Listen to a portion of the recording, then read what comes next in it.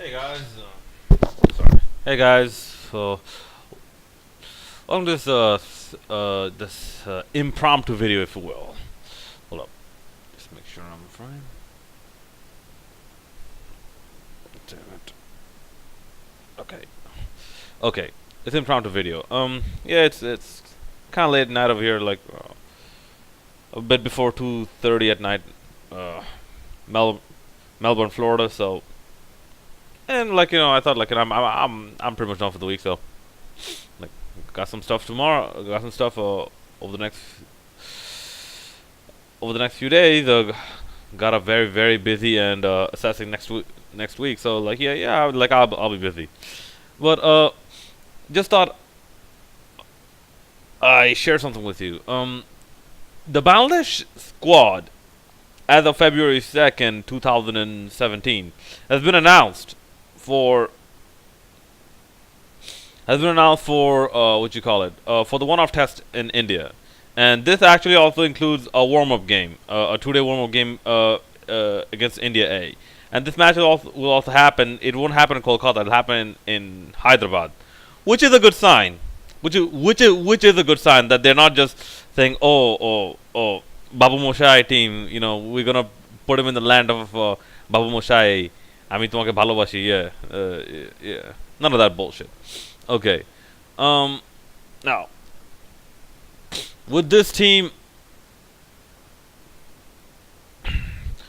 the notable omission is Mustafizur Rahman.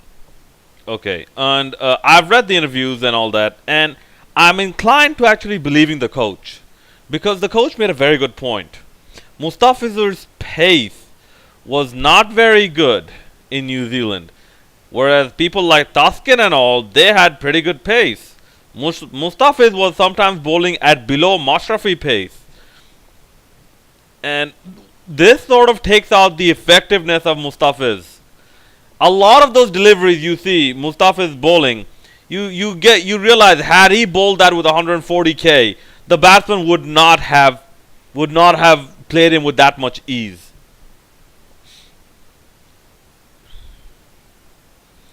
So this sort of and it also been reported that Mustafiz could not even throw the ball properly from the outfield.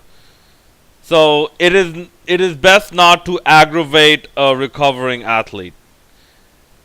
Like I said, the coach actually brought up his severe diminished pace in the New Zealand ODIs and T20s, which sort of makes me inclined towards believing Chandika Singha and Courtney Walsh. Apart from that, I am. By the way, the list is out there. If you want, you can go look it up for yourselves on ESPN Cricket Info. There, I give you a cheap plug. Okay. No. I'm just kidding. It's for cricket. It's actually a decent website. Okay. But the surprise inclusion, if you ask me, was I don't know, maybe Shafil Islam. I would say it's not that surprising, but maybe because they wanted to make their ODI, their test lineup look a bit more experienced.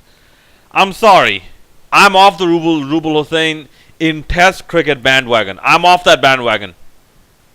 Rubul, boy, there's more to life than crying over happy. There's much more to life than that. Okay, Rubul, if you have to do good, I'll give you this. Rubul Hussain is a pretty good ODI bowler. I'll give you this. But a test bowler, no. A test bowler, I think Rubul Hussain, guys, let me know what you think. Rubul Hussain has been given enough chances, to develop as at least a respectable pace bowler. Look at that guy's bowling average. After how many tests he has played, look at that guy's bowling average. Sorry, you don't make the cut. I recommend Rubul Hussain because right now they're having the Bangladesh Cricket League, the BCL. Join one of the teams and prove your worth as a long-term bowler, not a short-term. Short-term, we know Rubul Hussain got what it takes because he will bowl you those deliveries, those slow deliveries, those reverse swinging deliveries that are hard to hit, and sometimes in death bowling, Rubul Hussain, he's like a hit and miss death bowler, if you will. If he hits, he will hit big time. If he misses, he will miss. He will miss big time. We have seen, let's say Marlon Samuels. He used to have a good liking for Rubul Hussain at one point. He used to take him to the cleaners. But then again, top times when he hit, against England, where Rubul Hussain took 4 wickets, or against Sri Lanka or something like that. So the potential is there, definitely. But for Test cricket, I think he needs to reassess, where he stands in, in Test cricket. What his approach is going to be.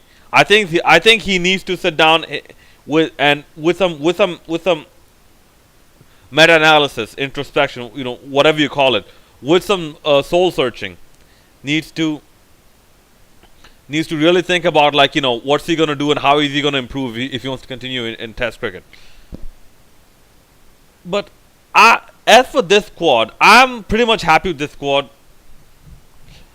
My only concern probably will be, I don't know, Taskin Ahmed, Shubhashish Roy, and Kamrul Islam. These 3 very new faces all together.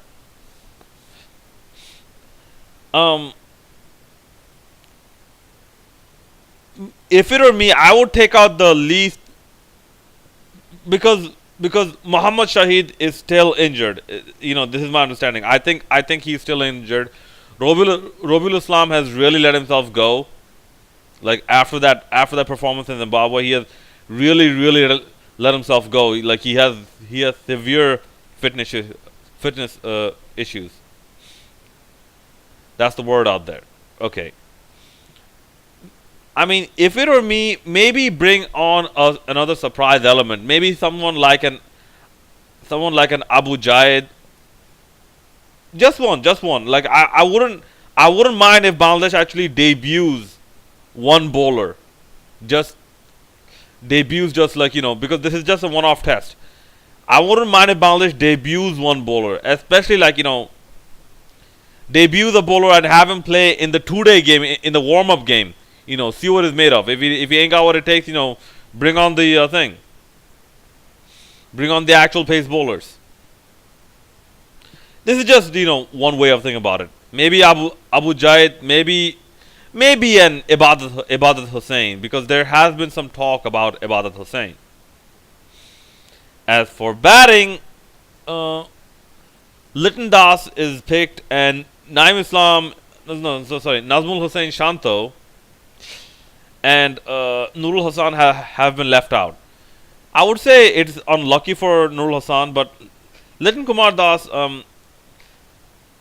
yes, he has a test, he has a first class average of 51, but I wouldn't ask people to jump too much to conclusions and start counting chickens before they hatch, because remember, this is a Bangladesh Cricket League. This is a Bangladesh domestic competition thing. This is a Bangladesh domestic competition batting average.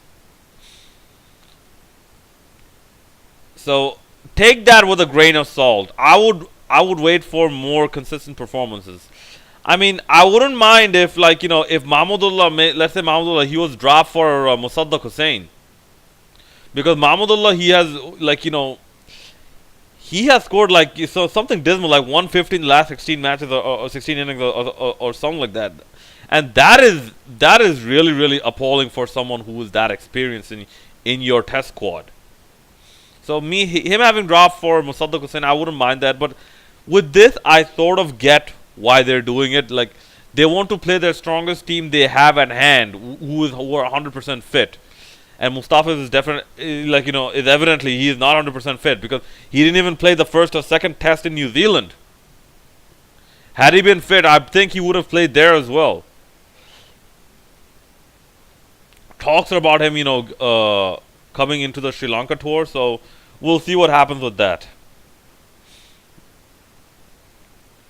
We'll see what happens with that. As for India, I have a feeling India are going to play, if not their strongest side, then close to their strongest side, and they're not going to take this game lightly because they have Australia coming over next, and I don't know about Test, but in the ODIs, I want to see who actually tops who in the ODIs if they're gonna have ODIs Australia versus India, because the form Australia is in right now, this is a very dangerous form. I won't say exactly reminiscent of like the late 90s, early 2000 form, even to like mid 2000 form, where they dipped slightly, and England took advantage of that and beat them in the Ashes. But and if you must know, the return series, Australia won that 5-0. But this will be interesting to see, like once Australia come over. But apart from that, this is all the news we have, guys. Let me know what you think in the comment section below, and if you haven't already, hit that like button, and do also hit that subscribe button. And I will try my best. Because the matches go on from Thursday on to Monday, I believe. So Wednesday night, Thursday night, Friday night, Saturday night, Sunday. If I squeeze it, I should be able to cover all 5 days of Test cricket. Provided we don't have any rain, provided I don't have any power outages, because this is Florida. You do get those kind of rare power outages for a little bit. But apart from that, I will try my best to cover this in detail, because before you see me covering a test match cricket in not in like with not that much detail, I'll just give you my overall thoughts. But this one will be a complete match review. So guys, do look forward to that, and I'm looking forward to your comments and suggestions. This is the MC Tamant and Riverside signing out.